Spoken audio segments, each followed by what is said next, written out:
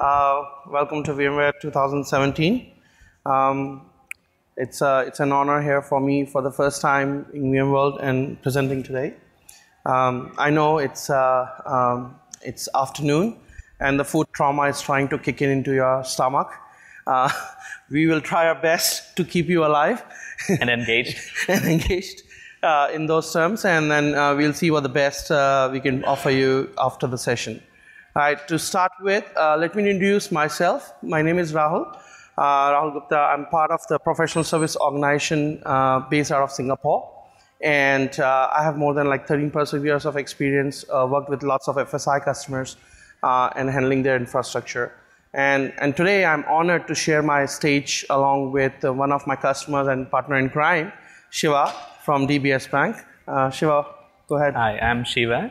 Actually, it's not the food. I haven't had lunch, so it's not the food that is killing me. It's the 15 hours of time difference that's killing me. It's right about 3 a.m. in Singapore, I guess, or 4 a.m. in Singapore. And that's the time I get the best sleep. So we are like that. So I'm Shiva. I'm from DBS Bank. It's an honor to represent the bank here at such a big stage. Thank you all for registering for this. I'm the Vice President for Engineering and Integration for our internal private cloud, focusing on VMware solutions. So this is our CEO, Piyush Gupta. So when we started our digital transformation journey a few years before, Piyush had shared his vision with us, saying that if other industries, which are complex industries like telco, transportation, or retail industry could be disrupted, why not banking? And we are here to share how we have been transforming and disrupting ourselves and creating changes in the banking industry in Singapore and in Asia Pacific. What do you think about this picture, Rahul? Oh, for me, this looks like a very good workplace, very digitized and monetized workspace. So that is our R&D office in Fusionopolis, Singapore, where we create new fintech solutions together with our customers. And this is how my office looks like. That's a cool place to work. Yeah. Rahul, can I ask you, so sorry if you could go behind, please? Yeah. Thank you. So Rahul, can I ask you how many employees do you have in VMware?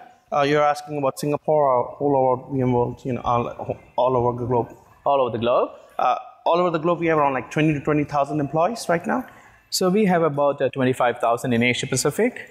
And the 25,000 in Asia Pacific, we call ourselves a 25,000 startup.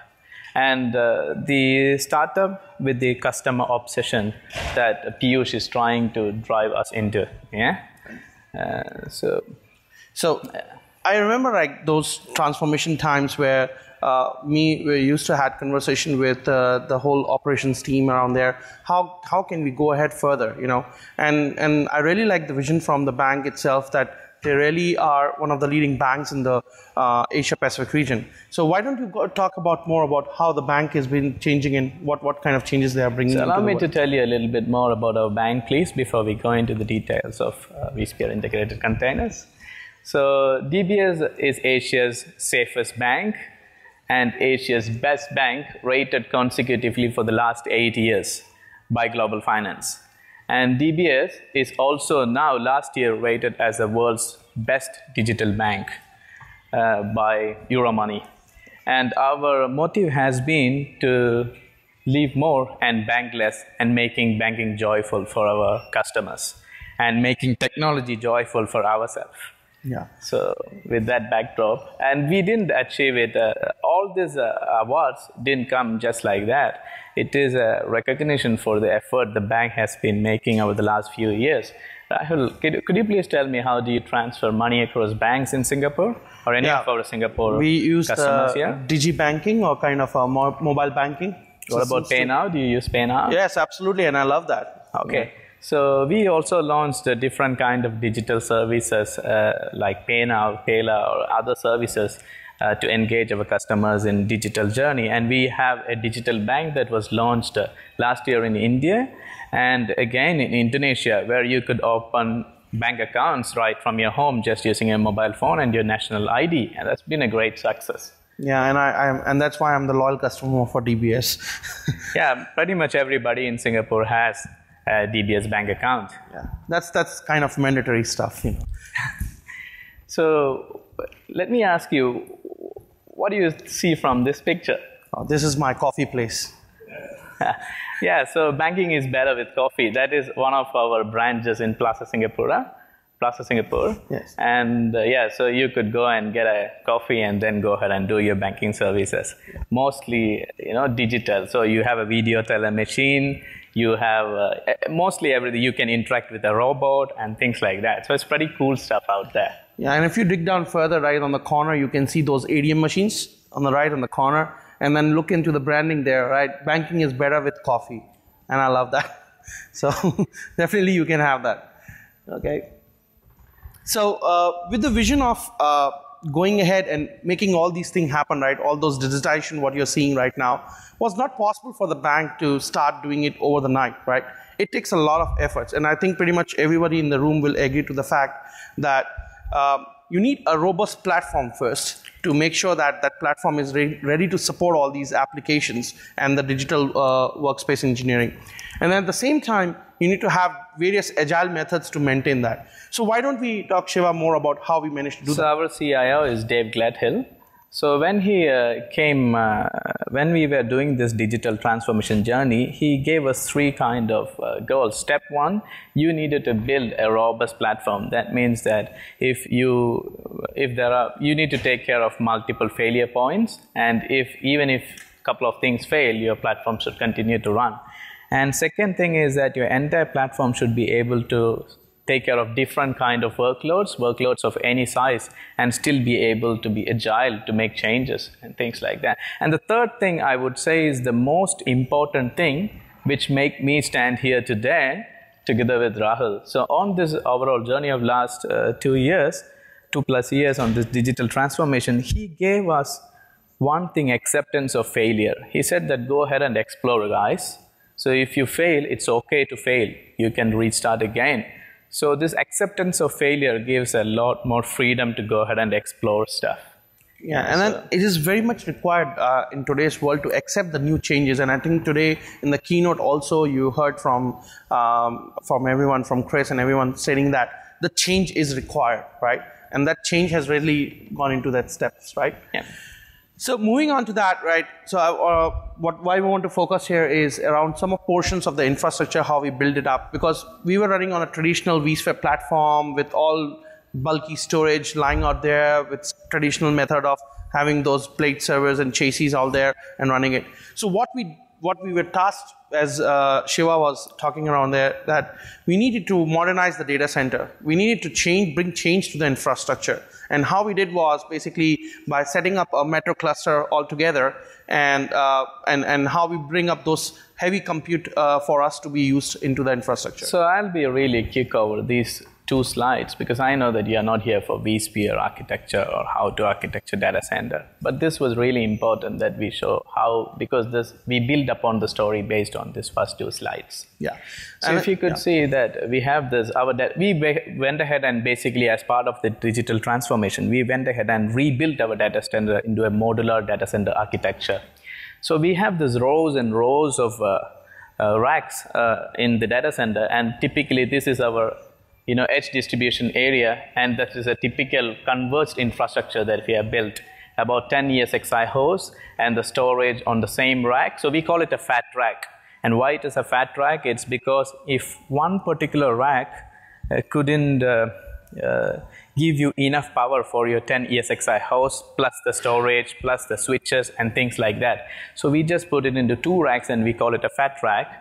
And then subsequently it goes into the edge distribution area, the horizontal distribution area, and the main distribution area to connect to the next data center. So these are the building blocks for the vSphere Metro Stretch cluster. Yeah. And remember that, I just want to highlight back again, right? This is important for us to move further in terms of why vSphere integrators helped out, is because, as I said, right, and we are trying to say it's a metro cluster, so you have to have resources to be available at the same time, right? An active workload. To deep dive further, So this is our, again, this is our dashboard that we use inside to monitor our workloads. So this is not full, this shows just about 6 or 7 clusters. We have multiple pages showing different clusters. So what is our minimum deployment is that one pod in one data center on the left side and one pod on the right side. So what you see on the left of the blue bar is our primary data center, and what we see on the right of the blue bar is the another data center. This is 2 data center, and one row is 1 cluster, and one small box is the ESXi host, and each of them are VMs and their status.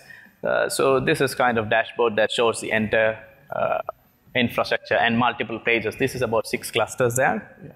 Yeah, and again, I want to emphasize that, right? Why we are trying to showcase here is just we are trying to make you understand that look into today's world, right? Hardware is no more like a normal stuff which running old infrastructure with just 2 sockets with 4 cores each. Today the hardware or compute power, I should say, is like huge. Server starts with like 2 sockets now these days with 22 cores. You multiply by hyper-threading, and with lots of stuff, you have almost 88 cores available for you to run with 2.7 gigahertz of processor. So look at the amount of compute you have. And in a traditional workload, most of the time, in any of that environment, I think pretty much everyone in the room will agree to the fact we are not using more than like 30 to 40% of the resources. Yeah, so right? that I would say that exactly was the problem. Remember, we are using Metro Structure cluster for disaster avoidance. And if you could see, our first generation of 2 clusters, we are having about 623 gigahertz and 5 terabytes of RAM. And consequently, when we put subsequent 8 or 9, I think we have 12 clusters now. So 8 or 9 clusters, each of them was having 1.5 terahertz of compute capacity and 24 terabytes of RAM and about 300 terabyte of provisioned storage. So now after this, we migrated about 4,000 of our legacy workloads.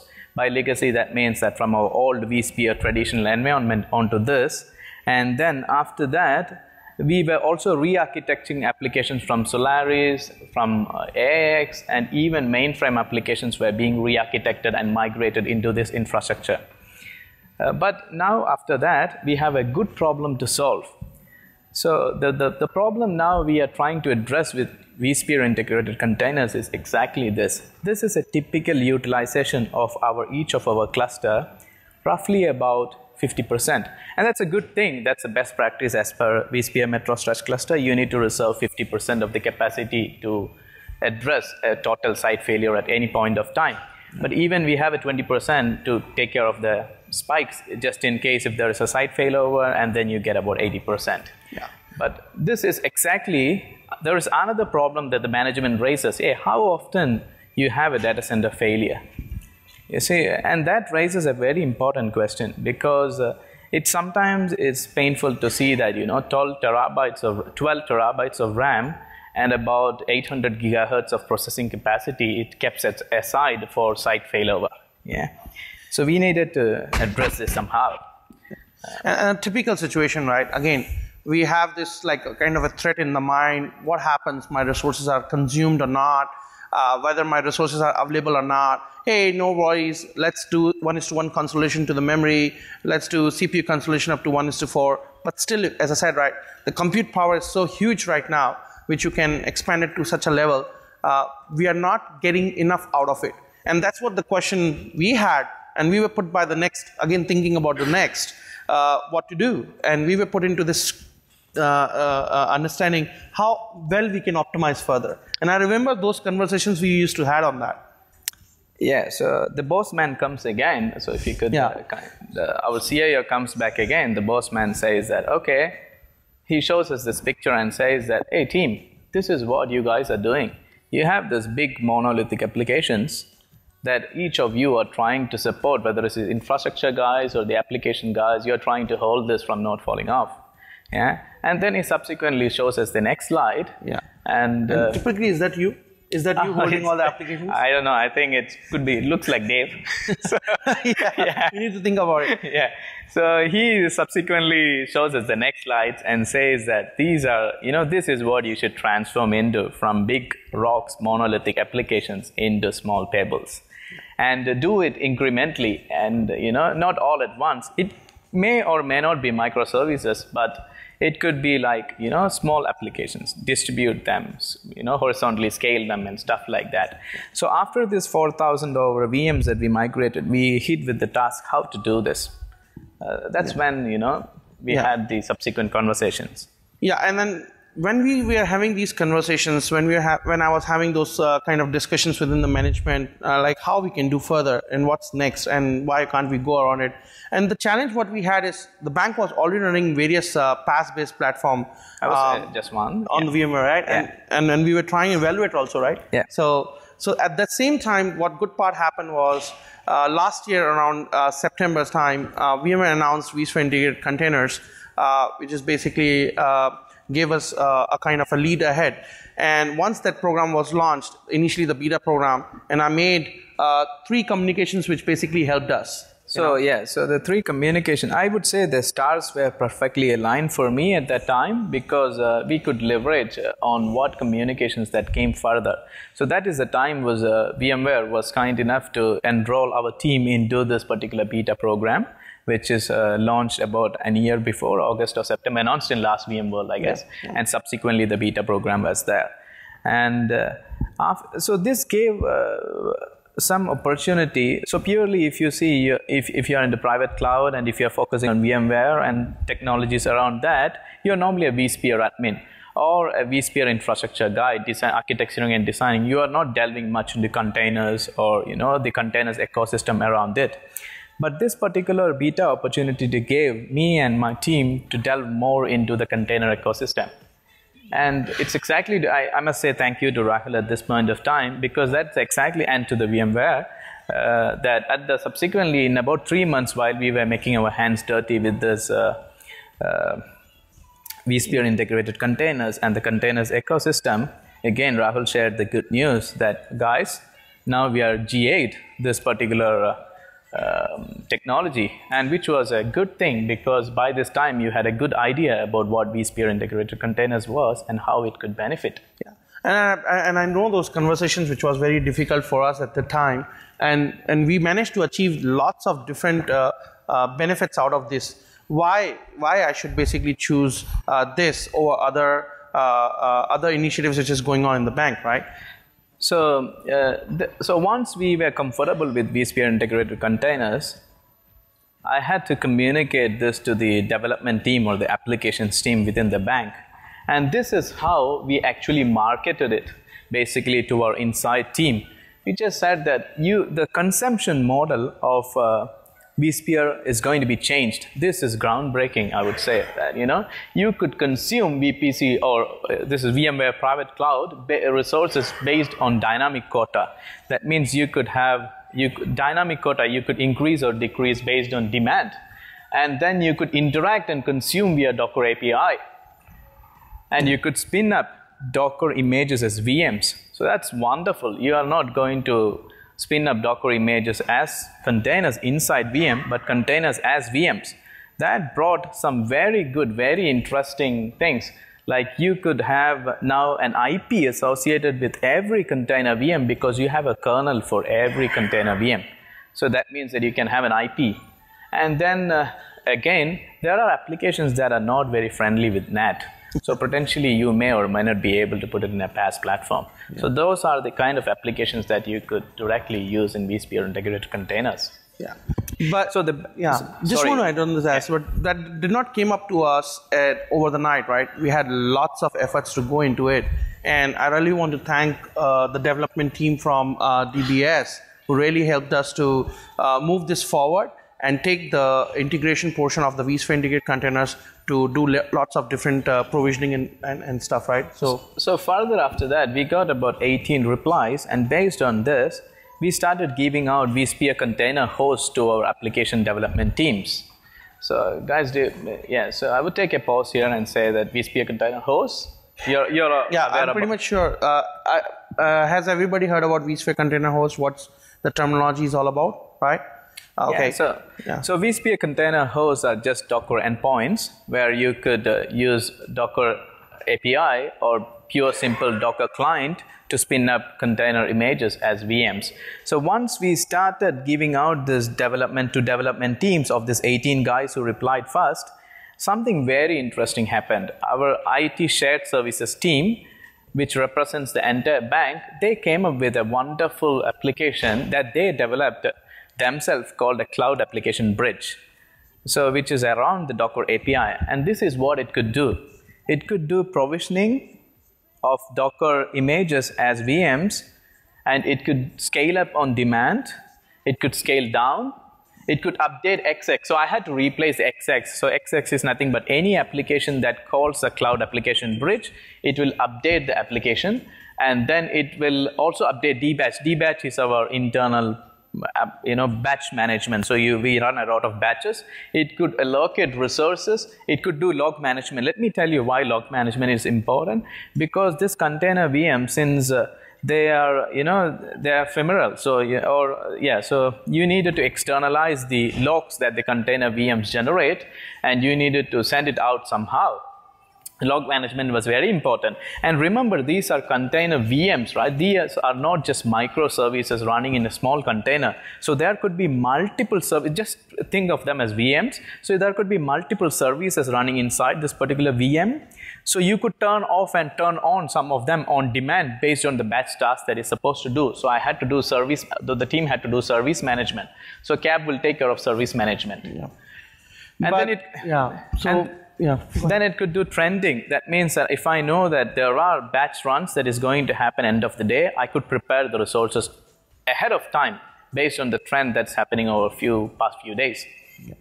And I'm pretty much sure what happened was initially when we identified these applications, what requires to do and can be put into the system, the challenge what we had was, and I think pretty much in the room had a challenge or will have a challenge, is how to convince the management, right? That's the biggest thing which happens when you're trying to introduce any technology or any new thing into the infrastructure or something which you already exist, how to go about it, right? And I'm pretty sure we had a very bit hard experience to go ahead and convince the management why they should go about it.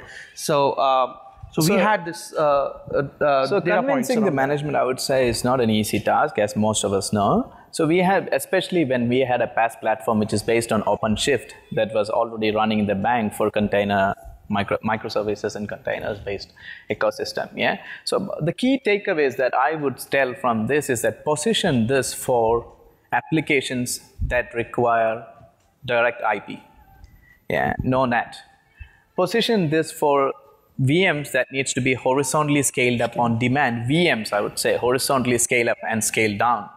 Position this for any of the VMs or containers that need persistent storage easily, because as in containers, normal native containers, you need to have an object store, or NFS, or whatever it is. But here, when I do a Docker volume store, I could create, a VMDK gets attached to the Docker, the container VM. How cool is that? It's beautiful, I would say.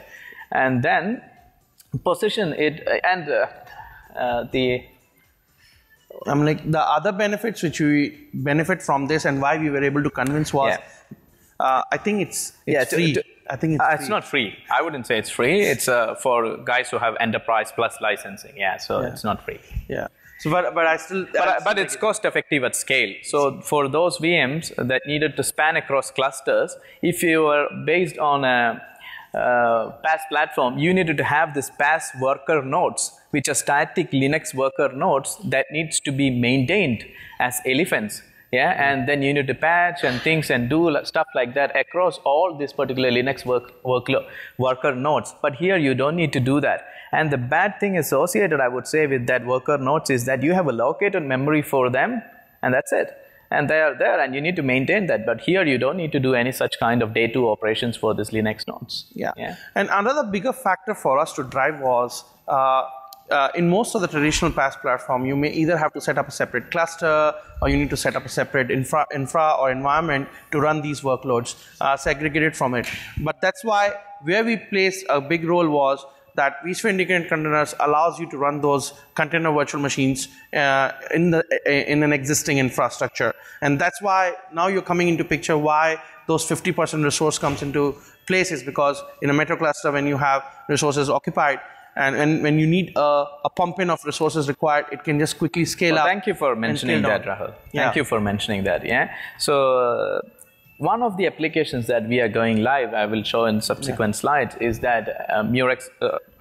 It's grid infrastructure. Yeah. So what happens is that when grid computing is required, you could basically go ahead and spin up VMs to do grid-based calculations, and then once the job is over, you could just bring them down once the calculation is over, or any batch processing for that matter. Again, so yeah. So coming back to this slide, we positioned it as best of both worlds basically. So if you have the container-based functionality and you have the VM-based functionality. So we used to give our VMs particularly in a day. Once the request comes in, we have a PXD-based provisioning and a Puppet-based configuration management, but we also used to have PaaS platform. So what happens is that this is positioned as best of the both worlds, where you could get almost similar functionality of a PaaS, but also the best functionality of VMs. Yeah, so, and then it's not a replacement for PaaS. Just want to highlight that point, right? It's not replacing the PaaS. Yeah, it's not replacing the PaaS, but it's best of both worlds. So you're getting a mix of those things around to just run it unitarily. But all these things, what we just talked about, it all comes into picture together. How does it function? The question comes, or probably it's going in your mind. Yeah, you talked about CAB, which is like your cloud application bridge, and then you talked about dbatch. You talked about different applications. How this all work together? So a typical job scheduler. Let's talk about an application that does end of the day, end of the week, or end of the month. Any kind of batch jobs that it does. So what happens is that the job scheduler will send a request to dbatch, which is our batch management, and then it sent across a request to CAB. Hey, in order to run my current batch, I need 100 VMs. So give me 100 VMs of this specification. So CAB goes ahead and talks to Vic and asks for the resources, and Vic provisions all the CVMs.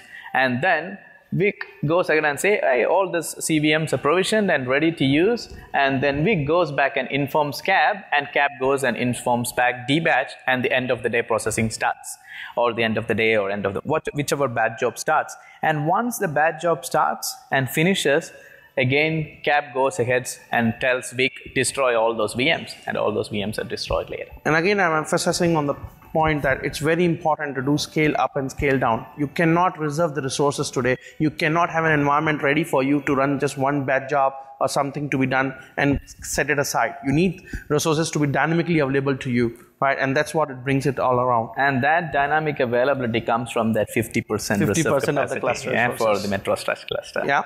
So again, I know that what we were going through and all these things was done. We went through multiple applications, and we are now at the stage where we are going live. So actually we are going live in 2 weeks from now. So what happens is that I actually aimed for just 1 or 2 applications to go live. But we had some tremendous feedback received from application teams, and I just aimed for 1, and we have 5 of them going live this year, subsequently from September onwards. A few interesting things I would like to share from this slide. If you notice is that a particular application was running in Solaris before, needed to have 528 CPUs, 4.6 terabytes of RAM, and 18 LDOMs, 18 Solaris OS running that. Yeah? And let's look at when we brought it into the VMware private cloud, especially VMware Metro Stretch cluster, I could reduce it by half because of disaster avoidance. So I just cut half of those dedicated ones for DR purposes.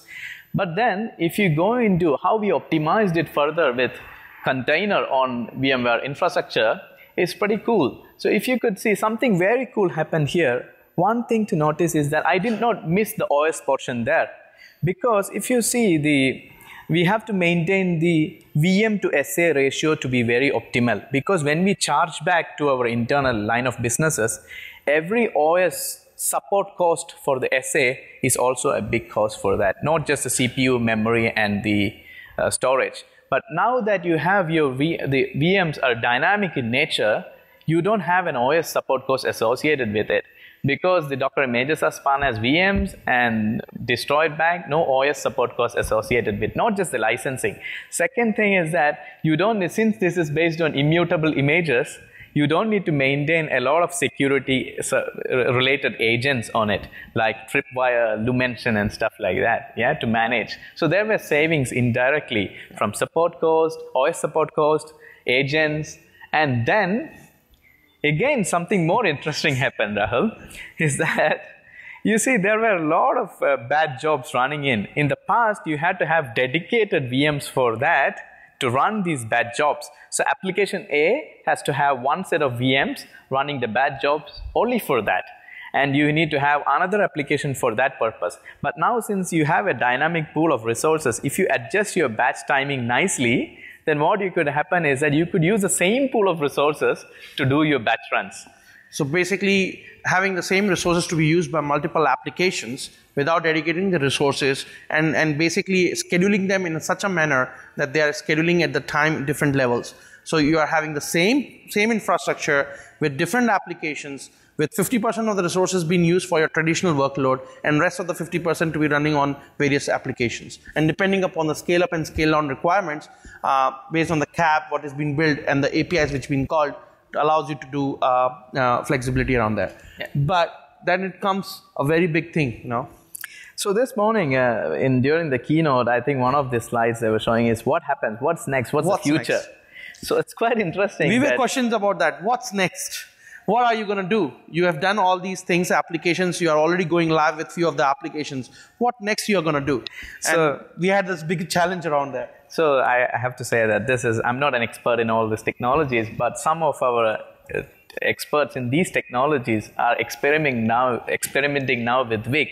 For example, Spark Compute with an object store as the backend. So if you have Spark Compute that you needed to have multiple that you need to scale up for some compute calculations, they are talking to VIC and spinning up Spark container VMs. Yeah. And Fortify. So Fortify is interesting because we do code scanning for vulnerabilities using Fortify. And when you have to do a lot of code scanning, you need resources on demand and you need to parallelly scan this code for vulnerabilities. So Fortify is experimenting with that. I hope that's not me, right? That's not you. That's Hadoop. I'm just kidding. And again, then we have this Jenkins slaves. So Jenkins slaves also, if you need to do multiple builds, Jenkins slaves needs to come up. A lot of them needs to be dynamically come up and do the building part. So the guys are, which we didn't think about, but some beautiful things are happening after this. So again, the question was asked to us, why are you doing this? What actually do you achieve out of this? What will make you happen?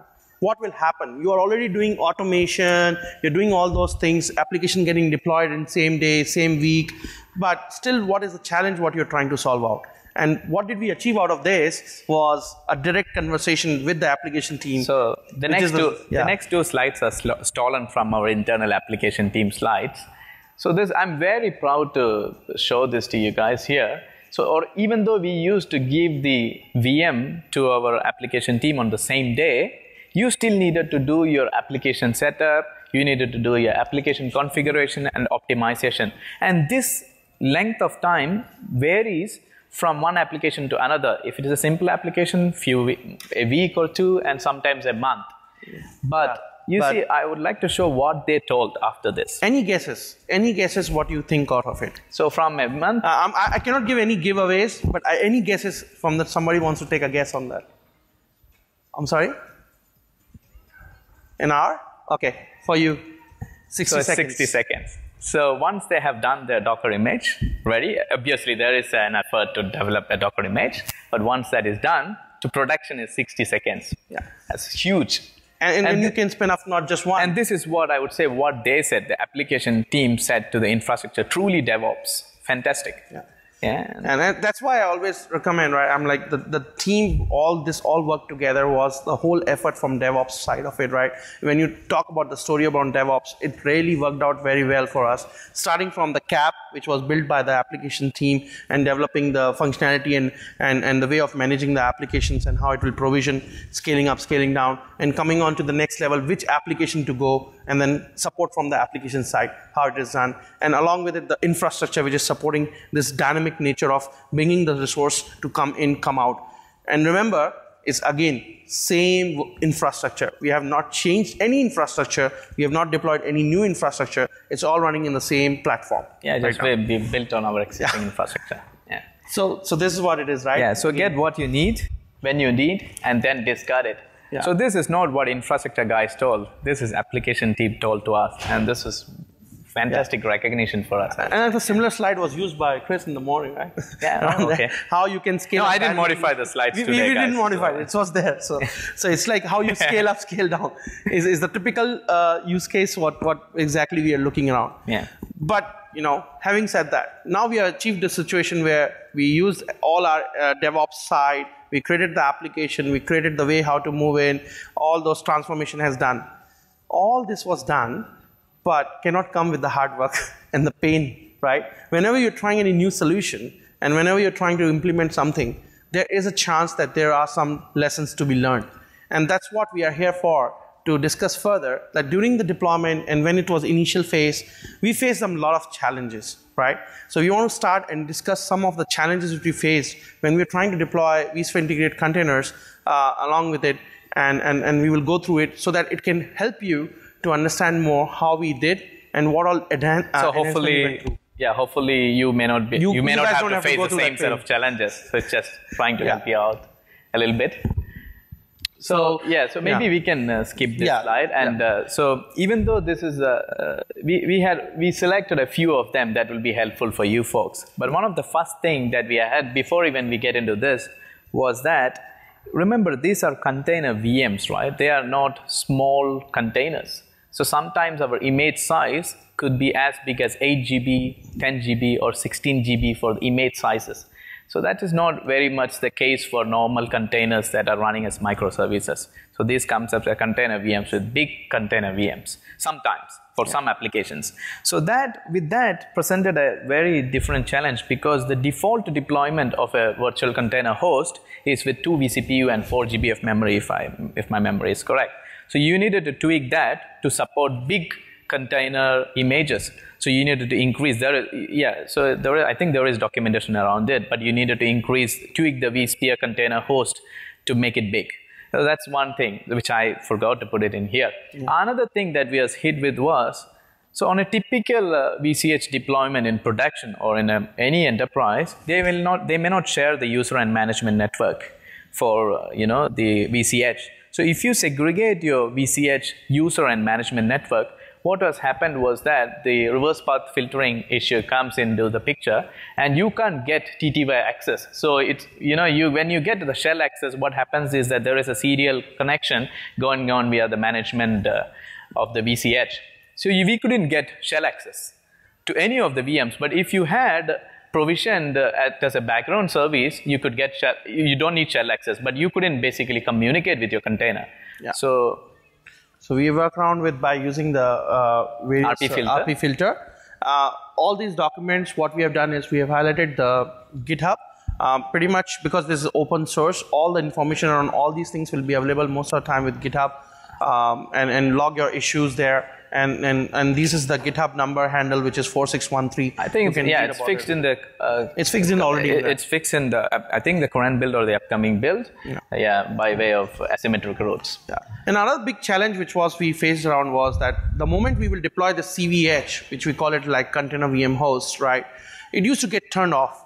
And the moment it used to get powered off, you are not able to do anything. So this is what happened is that the container VMs that used to work fine in the previous build turned out not working in the new versions of the VCH. So thankfully, this was not a bug, I would say. Yeah. What happened is that this was a security enhancement for the VCH, which had to be turned off because in line with the security, I think secure by default principles, you had turned the vSyscall support and you had to enable back in your Photon OS, and then which could fix it, and this is already fixed. Yeah. So if you're using your older VCH builds, you have to upgrade to the newer VCH build. Yeah, and this is again very important aspect of it, right? Swap space, right? So swap space. Remember again that this is not containers inside Linux VMs. Yeah, these are containers as VMs.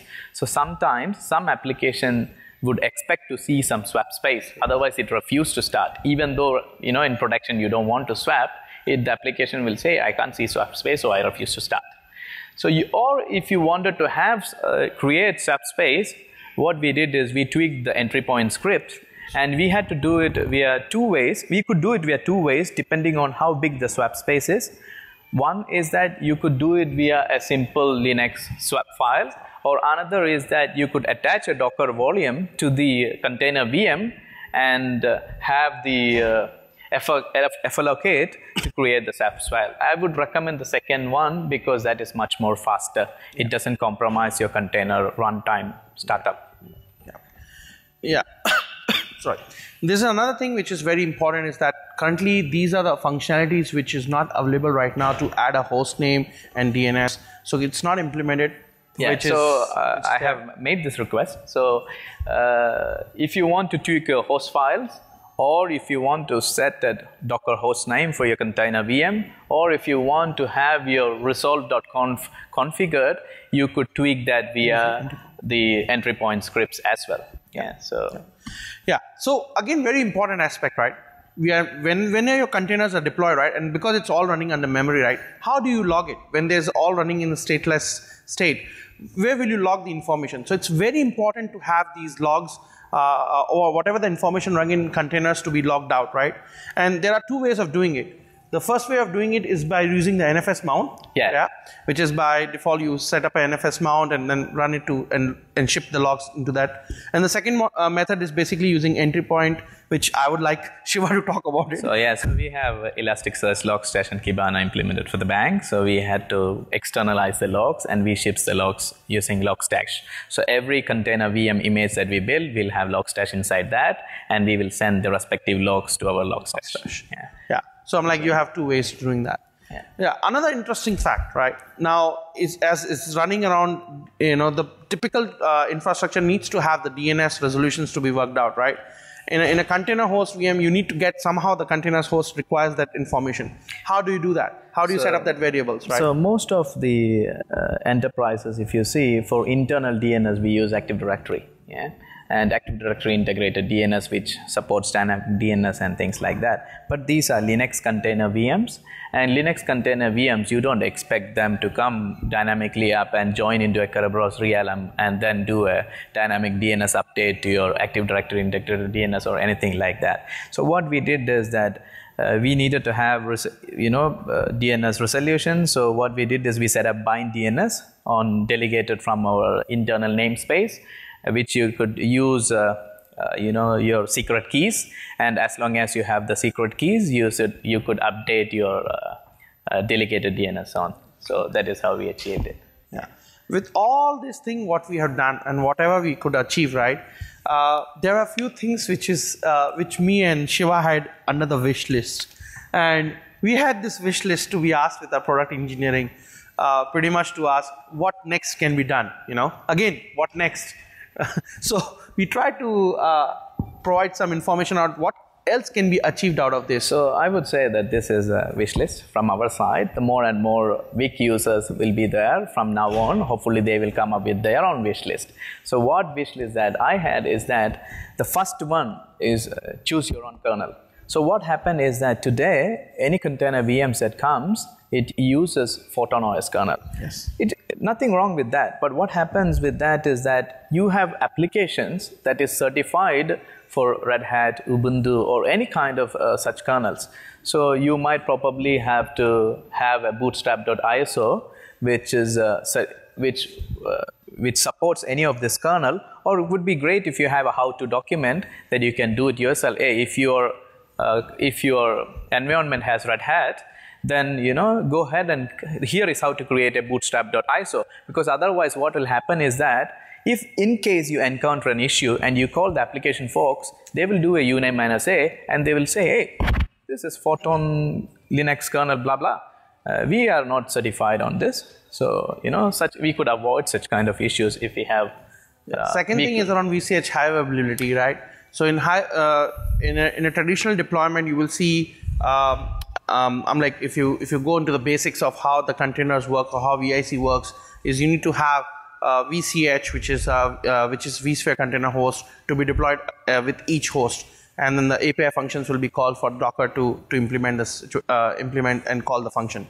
So what happens in case if this VCH dies? Where will my call functions will go to? So it is potentially possible that there is some technical issue and the VCH is unavailable. So that doesn't then how do my end of the day job starts, for example, yeah?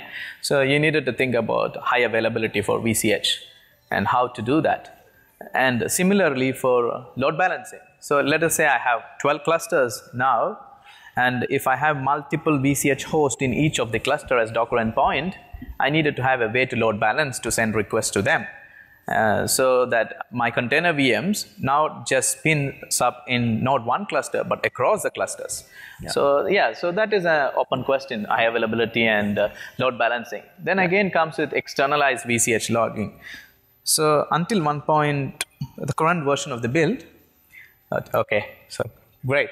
So the logging for the VCH until now was there within the VCH itself, and if the VCH is lost, the logs are lost. Yeah. Oh, great, thank you.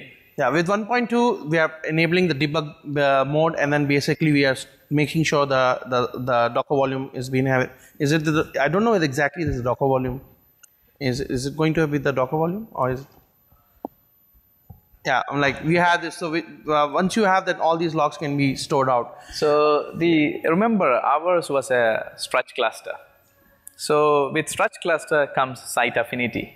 So what happens is that when container VMs comes up, it could be across the cluster. So you don't know which site it is because it doesn't know it's just another CVM. Yeah. So you needed to figure out a way how to put it, because some of the container VMs need to talk to a database which is there in site 1, and databases are extremely latency sensitive. Yeah. So when it talks across the site, you have a 0.7 millisecond of latency, even though it's negligible. Some databases are sensitive. So we haven't still found an answer, but it's an open question. Yeah. How to make site affinity for container VMs. Okay. So it's an open question. And typically understand, right, in Metro cluster, if somebody has deployed or not deployed, right, you need to set up affinity rules. When we said affinity rules means your resources which is bind to site A has to be powered up and brought up at the site A, and then the same thing goes for B, unless you do a full failover to site B. So you need to set up affinity rules to your VMs that when they come and HA restarts, it restarts within the same host. Because in a Metro cluster, your host is combined of 2 sites. So you don't want to have cross-site storage. So you cannot do cross-site. So we haven't figured out a way. Hopefully, with all these great souls here, we could. Yeah. So another is a very interesting one. The next one is a very more interesting one. Yeah. So this is again. So if you have so again, this is an open question. So if you have multiple vSphere container hosts, is it possible to move CVMs from one VCH host to another VCH host and still have, without any disruption? Yeah.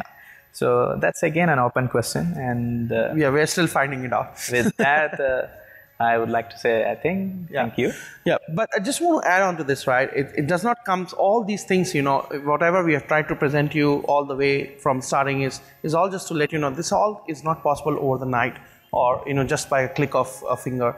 You need to put those efforts in there along with the development team and along with the business stakeholders to work out and then decide what exactly you need to go through, right? And I just want to end up by saying that, great things are not done by impulse, but a series of small things brought together.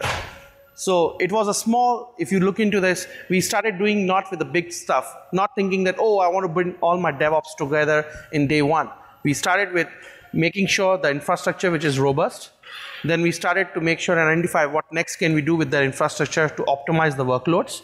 Then third, we started by moving the workloads from a traditional platform to a new re-architecting the application to the new platform to Linux, from Solaris to Linux. And then further to basically integrate which applications we require to go onto containers.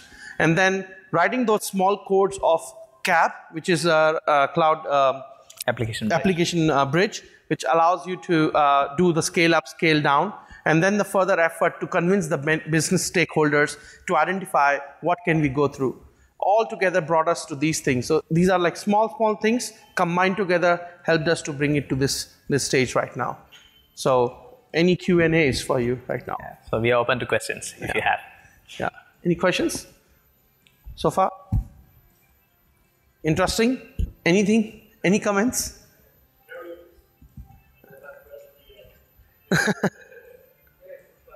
Yeah. Yes. During the journey, when did Kubernetes become part of the journey with you? And it is a party journey right now also. You mentioned 2 minutes ago. Are you seeing any kind of orchestration versus pure continuous only? Yeah, so to my knowledge, I don't know anything about Kubernetes being part of VIC yet. We are using mostly with whatever is part of VIC today and a lot of scripting around it. Yeah, so we don't have a container orchestration platform on top of VIC yet in our infrastructure, but that is something we would love to have. In fact, one of my GitHub issues that I've listed around high availability and load balancing, at that point of time, I had requested for Docker Swarm support. Swarm support, yes. And also, we need to understand that today's announcement with PKS, right, Pivotal Container Services, that's the more, I would say, is the more advanced level of using containers and using it in the cloud and giving you that agility and functionality to manage the workloads across the private and the public cloud. It's an interesting question. When we were, so Kubernetes would be great. There are other orchestration platforms similar to, if you have you can look at Portainer. Yeah. So Portainer has already VCH support. And if not Kubernetes, then I have to consider something else. Yeah, of course, and that's a question to the product development team as well, that whether there will be integration to Kubernetes with VIC or not. Whether that's there, that's something which we need to look for. So if it is there, great. Yeah. If it's there, yes, of course, you have that functionality.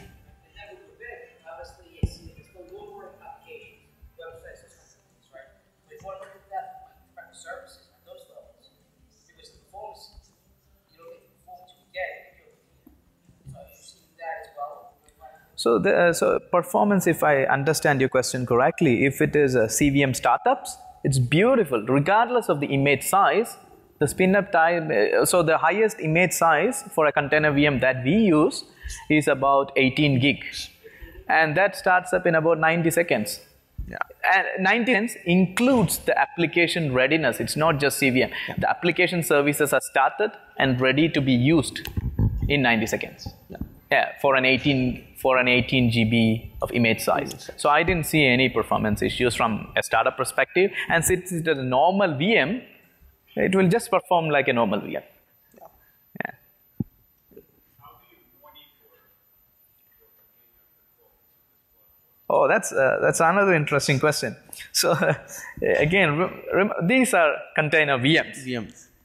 Your current monitoring infrastructure is good to see the performance. But now, I think with 1.2, if I remember right, correct me if I'm wrong, please, I think Docker stats are supported. Yes. And in our infrastructure, we have, again, if I mentioned that we have also Grafana for monitoring. So if you want to have, if you have Grafana in your environment, you can have leverage on Docker stats and plot all beautiful graphs and monitor performance. But again, your existing vSphere monitoring will do a great job. Yeah. It's just as good as a VM, right? Running for you as a resource. It's just bundled together, running it. So if you're using VROPS or whatever, it just looks like a VM. But the only difference what happens is that if you see in the vSphere deployment side, we don't have the pictures for that, or we don't have the screenshots for those. In your infrastructure, you will see the VM containers, not like just a VM like a VM1, VM2, or VM3. It will look like a big code next to it, and then it should mention with whatever the naming convention you give it with your containers. Yeah. So essentially you monitor VMs. Yes. Yeah, because they are. And remember that one more thing, that you're trying to resource all your resources to be deployed. How many number of VMs you can spin off is based on the container host what you deploy. So the size of your container host depends. If I'm putting 50% of my resources, which is already used for my traditional platform, and I'm just saying, okay, this container host should have like 60 gigs or 80 gigs of resources and rest of the CPUs, I can only go up to that level. Yeah, so what happens is that along with the container host is part of a vApp, and VApp is nothing but a resource pool. So if you have, you can put a reservation or a limit or anything configured on your resource pool. Yeah. And it will act as the same way, right? That your reservation works, right? If I want to go up to 80% of my resources, that's it. It stops there, you know. And that's what, if one of our ask was how to move ahead of from one VCH to another VCH, right? So that's the load balancing and other features which comes across, which can be leveraged by either Kubernetes or obviously via PKS or whatever we want to say right now, or the way we do it.